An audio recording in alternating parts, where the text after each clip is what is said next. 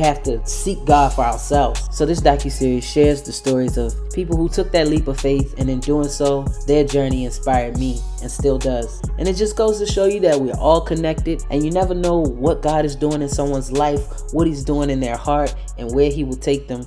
When we read about the encounters with God, his people in the Bible living by faith, it inspires us. And just like them, our stories are still being written, and it will inspire others to live by faith. At this point, I'm just this person that's trying to figure out this life, this walk with God, and better myself in school.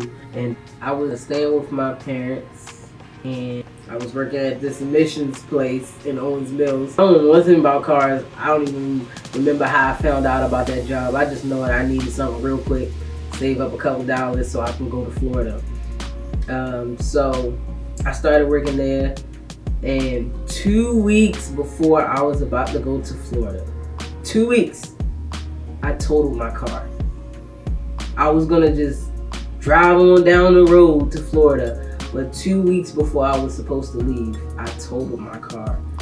And I was just coming home one day from work, and it was wet outside, it was a little rainy, and I was coming over this hill, and it's a stop sign like 400 feet in front of it. I mean, after you come over the hill. That particular day, the stop sign was like backed up with a bunch of cars. So as soon as I came over the hill, I had to like press the brake, and I lost control of the car. It was like the brakes had locked, and the car just started sliding. I was like, oh no, geez, we gonna die. I was trying to get hold of the wheel, get back control, and I slid right under this Lexus truck, and my car was like underneath it. Long story short, my car is gone. So I don't have any way to get to Florida. I was like, I'm still going. I don't know how I'm gonna get there, but I ain't gonna go. And when I say stubborn, she can just say, I'm gonna do this, and I don't care what's gonna happen. I know that I already got this planned out. She told me she was going to Florida.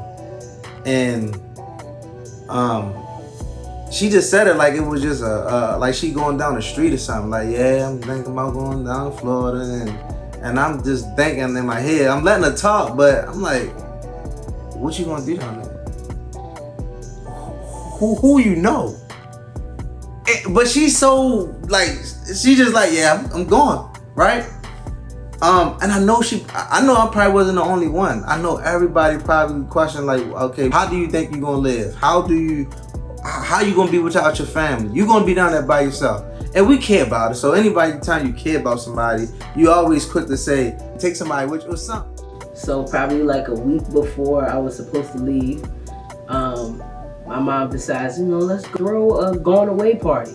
I was like, cool, hey, let's do it. So everybody come over the house, they wish me well. On your way, I was supposed to leave that next week, but I didn't. I was at a friend's house, and the lady that knew I was supposed to be going away, she said, why are you still here? When you supposed to go away? I was like, yeah, Mom.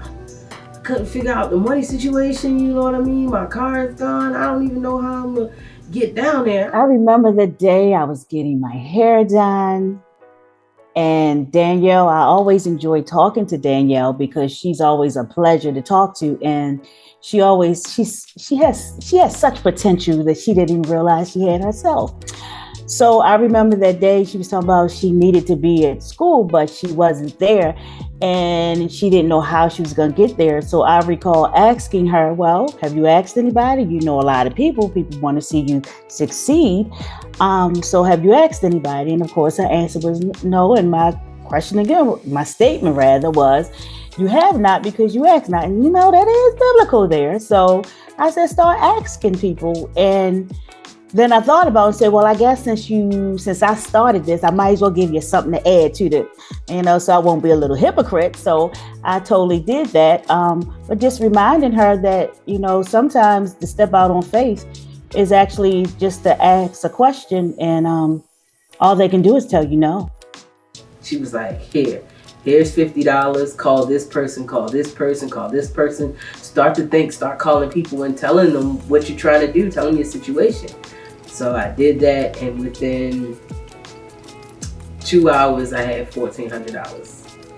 And that was enough to buy my bus ticket and get me down to Florida, pay my first month's rent, and let me get stuff for my dorm.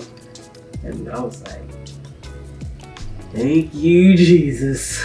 Because I had no idea what was about to happen. This girl did it. God, when something is for you, God's gonna make it happen.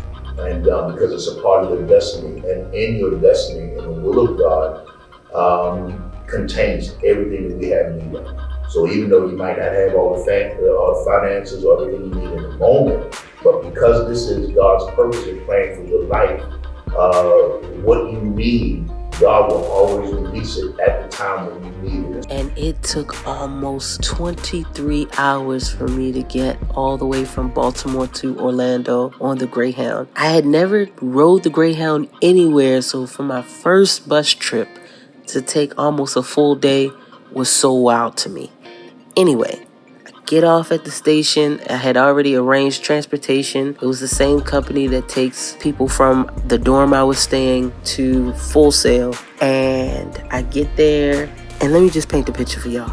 They had took what was an old motel and turned it into college living and kept calling it a dorm. And they would swear down to us that it was never a motel. But everything about this place screamed motel. The placement of the front office, the pool dead center, the way the cafeteria was set up, the doors and the balcony was outside and you had to get to your room that way. Like, you had to use a key card to get in. They didn't even switch anything up, but kept telling us that this was never a motel. But I didn't have time to worry about them and their lies because I already signed the lease.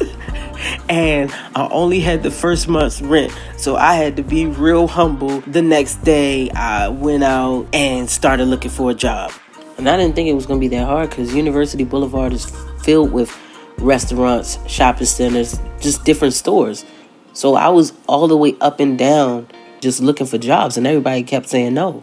Like, nobody would hire me. Yo, when I got down there, she was living in something. I mean, it was like a hotel room, and she had her little dog company, and it was cool, I guess.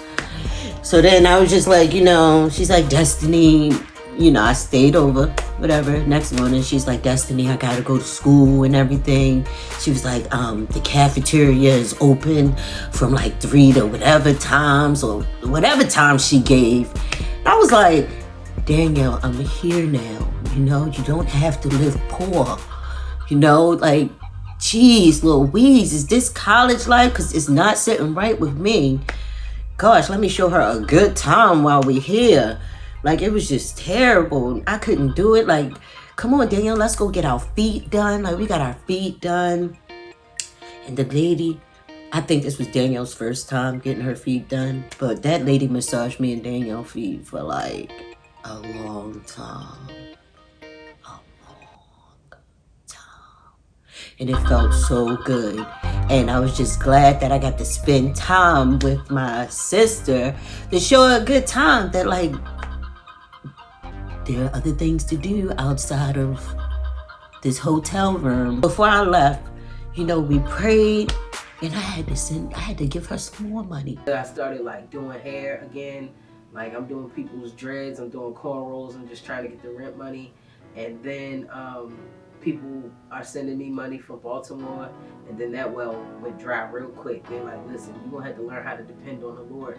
And that's exactly what I did. I was so determined not to go back to any old ways or do anything that was gonna compromise this new walk that I was on, this new journey. And I had to just like really be real with God. Like, Lord, I know you did not make a way for me to get all the way down here, and I'm about to get put out. I don't know how I'm going to pay my rent. I don't have any real connections.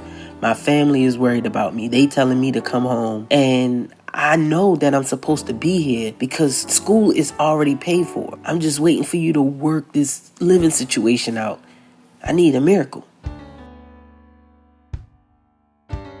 I was able to get this retro check from the admissions place.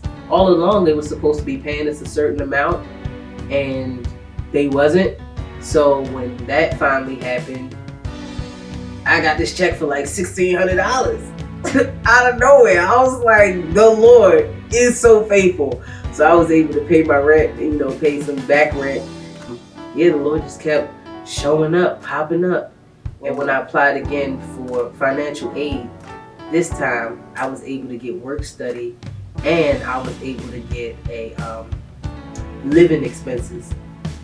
So because I got fired early in the year, I didn't make any money for real, and I only worked that job. So my income for that year was just looking very low. So they was able to give me more financial aid. I was able to get eligible for work study and living expense checks. So in hindsight, going through all that, it was like on purpose, because I wouldn't have been able to feed myself down there without work study and without those living expense checks. So God made all that work for my good. And it just made me really realize that God thinks long term, and there's no need to worry. He will provide.